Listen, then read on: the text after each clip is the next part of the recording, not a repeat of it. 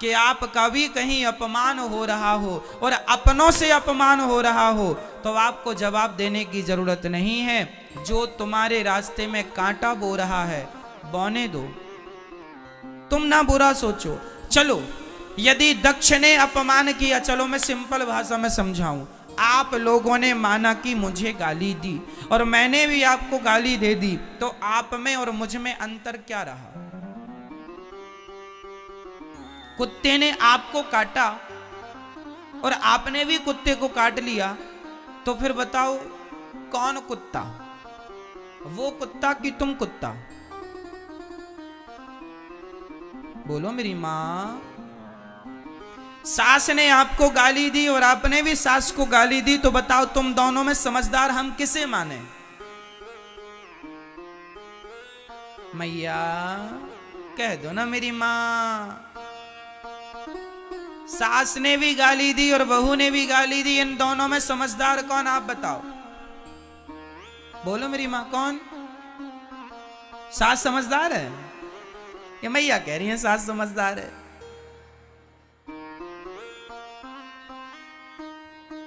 सास ने गाली दी और बहू ने भी गाली दी, इसमें दोनों ही मूर्ख हैं। समझदार वो कहलाते हैं जो एक गाली दे और दूसरा चुप रहे, तो जो चुप है वो समझदार है। क्योंकि हमारे यहां सिंपल कहावत है, कुत्तों के मुंह नहीं लगा जाता। जो गाली दे वो कौन, भौंकता कौन है? आज सास भौंक रही है तो तुम भी भौंकोगी क्या? आज बहू भौंक रही है, तुम भी भौंक लो। जो भौंक रहा है वो कौन है? कुत्ते के वंशज हैं। भौंकते रहो। अभी तो एक भौंक रहा था, सास ने किया भौं तो बहू ने भी भौं भौं, लो चालू हो गया महाभारत। कौन समझदार इन दोनों में? कोई नहीं। इसलिए हम आपसे कहते हैं अपनी समझदारी का परिचय दो। कोई शंकर जी को गालियां दक्ष ने दी, क्या शंकर जी ने गालियां दी? भगवान कृष्ण को शिशुपाल ने कितनी गालियां दी? बोलो मेरी मां। मैया जी कितनी? 100 गालियां भगवान ने चुप रहकर सुनी कि नहीं? यदि भगवान होकर 100 गालियां चुपचाप सुन लेते हैं, तो हम और तुम इंसान हो के 10-20 गालियां क्यों नहीं सुन लेते? क्यों कुत्तों की मुंह लगते हो? और अपने आप को आप लोग समझते हैं हम बड़े समझदार हैं, हम जवाब दे रहे हैं। अरे मां, कहां जवाब देना है कहां नहीं देना, यह भी एक समझदारी का विषय ही है। सबको जवाब नहीं दिया जाता है ना। क्या जवाब दें हम इनको? तुम ना दो, भगवान दे देंगे जवाब। जब तुझसे ना सुलझे तेरे उलझे हुए धंधे, तो भगवान के इंसाफ पे छोड़ दे ए बंदे। वही तेरी मुश्किल आसान करेगा, जो तू ना कर सका वो भगवान करेगा। छोड़ दो उस पर। सबका उत्तर देना जरूरी नहीं होता। शंकर जी को गालियां मिली, शंकर जी ने कोई उत्तर नहीं दिया। भगवान कृष्ण को गालियां मिली शिशुपाल के द्वारा, कोई उत्तर नहीं दिया। 100 गालियां हुई, सिर काट दिया। आप भी जवाब ना दिया करो। सास बोलती है, बोल, उसका स्वभाव है बेचारी का, बोल रही है। सुनने की आदत, सुनने का अभ्यास करो, ज्यादा से ज्यादा सुनो। और सुनो, अपना अपमान भी सहना सीखो। तितिक्षवः कारुणिकाः सुहृदः सर्वदेहिनां अजात शत्रवः शांता साधवः साधुभूषणा। वही व्यक्ति समझदार है, वही व्यक्ति सफल है जिसके अंदर सहनशीलता ज्यादा है। सह लो। यदि पाकिस्तान हमारा अपमान करे तो बिल्कुल ना सहो, पर तुम्हारे अपने ही तुम्हारा अपमान करें तो कोई बात नहीं, अपने हैं, माफ करते चलो। इनसे क्या झगड़ा करना। आपका भाई आपका अपमान कर रहा, माना कि माना कि आपका सगा भाई आपका अपमान कर रहा है, तो क्या लड़ोगे उससे? तुम्हारी तो भाई है, इसलिए उसे उसकी तरफ ना देखो। पागल हो गया, दिमाग खराब है, कुत्ता सवार है इसके ऊपर, भौंकने दो। कहां इससे मुंह लगा रहे हो? क्योंकि वो मेरे भाई ही तो है। अपनों से ना जिद पालो, अपने से ना लड़ो। हाँ, कोई आतंकवादी है, कोई दूसरा है, तो उससे लड़ जाओ, जीतो। किसे जवाब देना है, किसे जवाब नहीं देना, यह भी विवेक का विषय है। आप लोग जिसे जवाब देना होता है उसे तो देते नहीं है, और जिसे जवाब नहीं देना उससे लड़ते हैं। ये लड़कियां अपने भाई से लड़ बैठती हैं, लेकिन उसी लड़की को कोई सड़क में कोई परेशान कर दे, कोई लड़का, तो भाग के रोती रोती आ जाती है, मम्मी मम्मी उसने परेशान किया। अपने भाई को तो जड़ देती थी दो चार, उसे क्यों नहीं जड़ दिया? जिससे लड़ना हो उससे तुम लड़ती नहीं हो, और जिससे लड़ना नहीं उससे लड़ती हो। क्यों? तो किसके सामने चुप रहना है, किसके सामने बोलना है, यह विवेक का विषय है। जब तुम्हारी लड़ाई तुम्हारी सास से हो, मां से हो, भाई से हो, तो इन रिश्तों में जहर ना घोलो, इनसे कोई उत्तर ना दो। ये कह रहे हैं चलो गुस्सा है बोलने दो, हम लड़के किससे लड़ रहे? भाई से। क्या मिल जाएगा भाई से लड़के? इनसे कोई उत्तर नहीं। लड़ना है उनसे लड़िए, लड़ना है भ्रष्टाचार के खिलाफ लड़िए, आवाज उठाइए। लड़ना है किसी के साथ अत्याचार हो, अनाचार गलत हो रहा, उसके पक्ष में खड़े हो जाइए, लड़िए। लेकिन आजकल लोगों को कोई काम नहीं, अपने भाई से लड़ते हैं, अपनी सास से। चलो अब खा लिया, पेट भर गया, चलो अब बहू आओ जरा लड़ लें तुमसे हम, आओ दो दो हाथ की हो जाए। लो चल रही है घर में तू तू मैं तू तू मैं चल रही। और इससे भी बच गए तो आज भारत में जातवाद का जहर घोल के लड़ रहे हैं। मैं ब्राह्मण, मैं क्षत्रिय, मैं वैश्य, मैं शूद्र। लो भाई आपस में लड़ो, अब तुम्हारा अन्न कैसे पचे, लड़ो आपस में। लड़ रहे हैं, बुद्धि भ्रष्ट कर रहे हैं। अरे तुम्हारी यूं ही लड़ाइयों का फायदा अंग्रेजों ने, मुगलों ने खूब उठाया है। तुम्हारी आपस की लड़ाइयों का फायदा उठाया। कई 100 साल तक तुम भारतवासियों पर, हम पर राज्य किया इन लोगों ने, केवल इसलिए कि हम लोग केवल लड़ना जानते हैं। हम लोग संगठित रहना तो जानते नहीं कि चारों लोग एक साथ रहें, ब्राह्मण, क्षत्रिय, वैश्य और शूद्र। हम लोग लड़ते हैं जातवाद का जहर घोल करके। एक दूसरे से लड़ जाते हैं।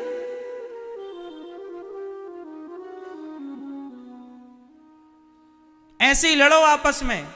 कल फिर कोई और आएगा तुम्हारे देश में कब्जा कर लेगा, फिर करना उसकी गुलामी। आदत हो गई है गुलामी करने की तुम्हारी, कभी मुगलों की कभी अंग्रेजों की। अब ऐसी फिर लड़ो, फिर करना किसी की गुलामी। मेरी मां, मेरे नौजवान दोस्तों, जाग जाओ, सबको गले से लगाओ। कोई जातवाद नहीं है। गुर्जर कहता है मैं बड़ा, जाट कहता है मैं बड़ा, ब्राह्मण कहता है मैं बड़ा, क्षत्रिय कहता है मैं बड़ा। वो फलाने गुर्जर और जाट आपस में लड़ जाते हैं। क्यों लड़ती हो? तुम दो थोड़ी हो, तुम एक हो। क्षत्रिय और वैश्य आपस में लड़ जाते हैं, तुम दो हो क्या? अरे ऐसे ही लड़ते रहोगे तो कैसे काम बनेगा? आज बहुत सारे मुसलमान लोग ना हिंदुओं के नाम की फेसबुक में आईडी बना लेते हैं और वो जाट बन गए, अपने आप को जाट बन के गुर्जर को गाली दे दी, एक ने गुर्जर बन के जाट को गाली दे दी। वो है मुसलमान और लड़ा रहे हैं हम सबको, लो आप और हम लड़ रहे हैं अज्ञानवश। खूब ऐसा चलता है। क्षत्रिय लोग ब्राह्मणों को गाली दे देते हैं, ब्राह्मण लोग क्षत्रियों को गाली देते हैं। गाली ना हम तुम्हें देते हैं ना तुम हमें देते हो। तीसरा ही मंथरा, कैकेयी और दशरथ जी में कोई भेद नहीं था, भेद पैदा करने वाली ये मंथरा है। उसी तरह आज भी समाज में कुछ लोग भेद पैदा करने वाले हैं।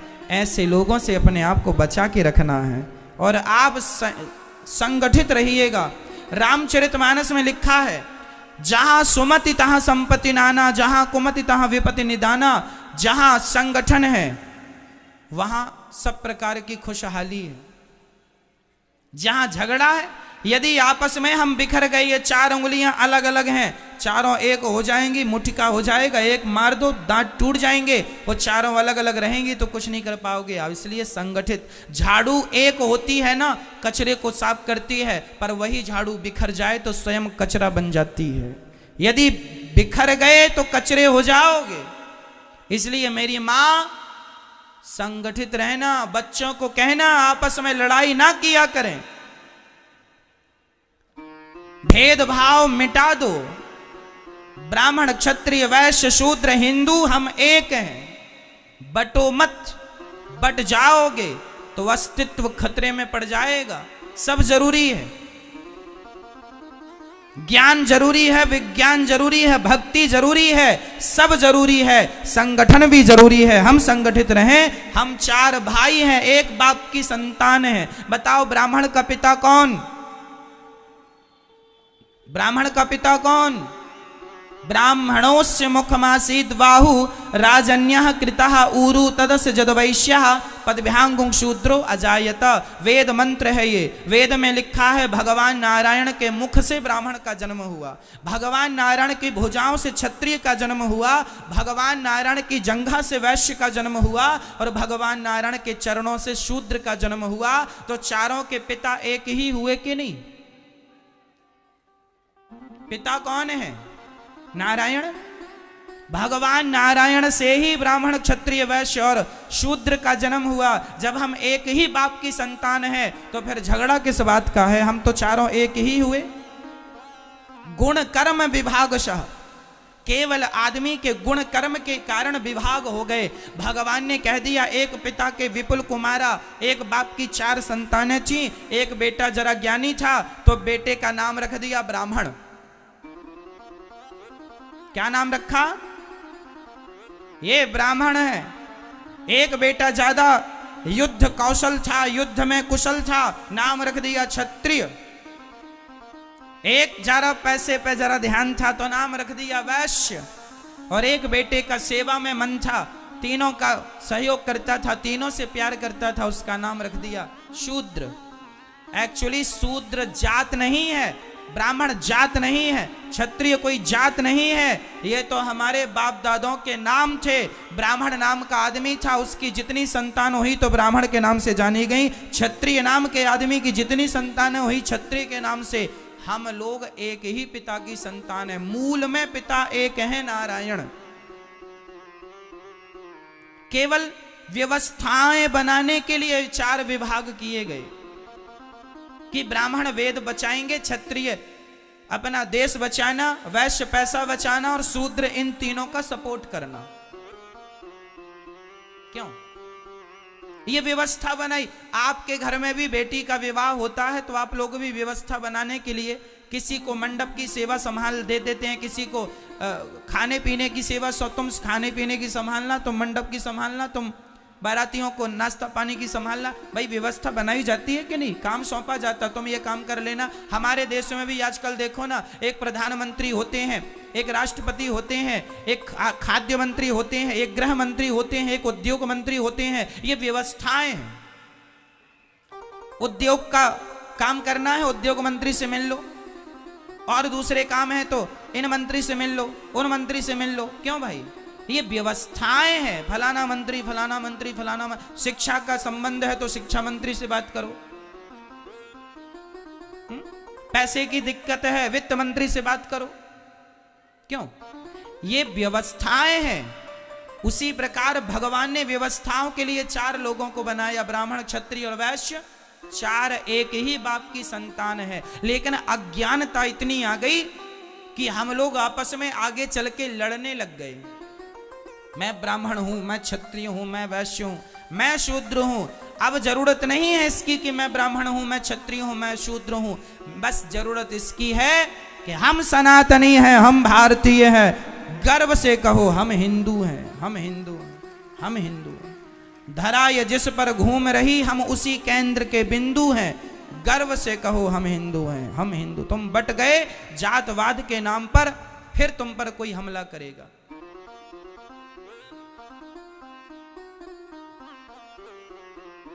आज क्रिश्चियन लोग गांव-गांव में जाके हिंदुओं के गांव को धर्म परिवर्तन करा रहे हैं और हिंदुओं के गांव को जो कम पढ़े लिखे लोग थे उनको क्रिश्चियन बना रहे हैं। तुम ऐसे ही अपनी अकड़ में रहे आना कि मैं ब्राह्मण हूं, मैं क्षत्रिय हूं, मैं वैश्य हूं, मैं शूद्र हूं। आगे चल के सारे हिंदू क्रिश्चियन बन रहे हैं। क्रिश्चियनों की एक बहुत बड़ी साजिश चल रही है। फिर क्या होगा जब सब लोग वही बन जाएंगे? कौन होगा तुम्हारी पक्ष की बात रखने वाला? कौन होगा तुम्हारा पक्ष लेने वाला? सेना भी बड़ी होनी चाहिए, संगठन में बहुत बड़ी ताकत होती है। ये बातें हल्के में ना लेना, नहीं कल को आने वाली पीढ़ी तुम्हें गाली देगी कि तुमने क्या किया। अरे अपने हिंदुओं को बचा लेते कम से कम। अरे समय निकाला करो और अपने उन गरीब लोगों के पास जाकर बैठा करो जिन्हें 2 किलो आटा की जरूरत है, 1 किलो दाल की जरूरत है। जरा सा समाज में सेवा करो, सहयोग करो, सबको भूखे को भोजन कराओ। क्रिश्चियन लोग पैसे दे दे के धर्म परिवर्तन करा रहे हैं, हाँ या ना? और तुम लोग केवल अपनी अकड़ में 20 लाख की गाड़ी लेना है, 50 लाख की गाड़ी लेना है, गाड़ी घोड़े में पैसे लगाओगे। अफगानिस्तान का क्या हुआ? कब्जा कर लिया आतंकवादियों ने, सबकी जमीन जायदाद गाड़ी घोड़ा रखी रह गई। यदि तुम आपस में बढ़ जाओगे तुम्हारे ऊपर भी ऐसी कोई आके कब्जा कर लेगा, फिर भागते फिरना। इसलिए आज सनातन को बचाने की जरूरत है। चलो हम ये नहीं कहते कि तुम मुसलमानों को हिंदू बनाओ, हम ये नहीं कहते क्रिश्चियनों को हिंदू बनाओ। जो हमारे हिंदू भाई हैं उन्हें तो बचा लो, जो धर्म परिवर्तन करने में लगे हुए हैं उन्हें तो गले लगा लो, उन लोगों को तो हृदय से लगाओ, नहीं तो बहुत नुकसान होगा और नुकसान सबका होगा। देश गुलाम हुआ, सबका नुकसान हुआ। सब लोग अपने अपने धर्म का प्रचार करते हैं, हिंदू लोगों को अपने धर्म की कोई नहीं पड़ी, कोई नहीं करता प्रचार, कोई नहीं बात करता धर्म की, कोई नहीं बात करता सनातन की, कोई नहीं बात करता राम और कृष्ण की। दया ही नहीं है लोगों के आगे। आज लोग, एक गरीब बाप गांव में मैंने देखा है साहब कि गांव का गरीब आदमी गिड़गिड़ाता है, भैया बेटी का विवाह जरा 5,000 दे दो। तो गांव का जो धन्ना सेठ होता है ना, वो 5,000 देता तो है पर ब्याज लेता है 10%, 15%, 5,000 का। अरे उस आदमी को ये तो समझ आए कि पागल वो गरीब आदमी है, उसके बेटी का विवाह है, 5,000 दे दो। बेटी के विवाह में ईश्वर ने तुम्हें देने के लायक बनाया है, दे दो। उस गरीब आदमी से तुम ब्याज वसूलोगे? अरे दे दो 5,000, महीने 4 महीने में वापस कर देगा वो। क्या कि तुम 5,000 का ब्याज लगाए बैठ गए? कोई लाखों की बात हो तो बात 10-5,000 में तुम ब्याज लेते हो, कितना पैसा कमा लेते हो इससे? घोर नरक जाओगे। ईश्वर ने तुम्हें धन दिया है, इसका अर्थ ये नहीं कि तुम उसका दुरुपयोग करो। धन दिया है तो इसलिए दिया है कि तुम जरूरतमंदों की सेवा कर सको, दीन दुखियों को गले लगा सको, किसी गरीब आदमी की तुम मदद कर सको।